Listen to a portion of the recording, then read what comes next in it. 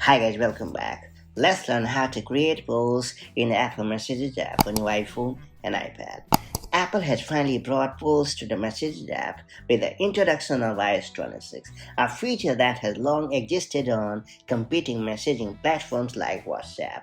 Now you can easily create and share polls within group chats, making it simple to gather opinions and make decisions together. That said, let's get started. So first we have to launch the Apple Messages app on your device, and then you have to open a chat thread.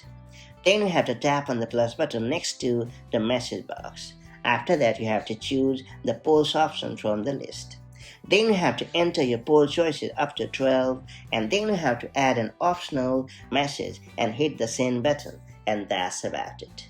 With messages polls, you can add up to 12 different choices, and once the poll is set, anyone in the conversation can vote by tapping on an option. If someone notices that a choice is missing, they can also add their own option using the Add Choice button. It's worth pointing out that participants can vote instantly, and by long pressing on the poll, you can access poll details to see who voted for each option. On devices equipped with Apple Intelligence, Messages can also suggest creating a poll when it detects relevant conversations, like when your group chat is debating between pizza, burgers, or pasta.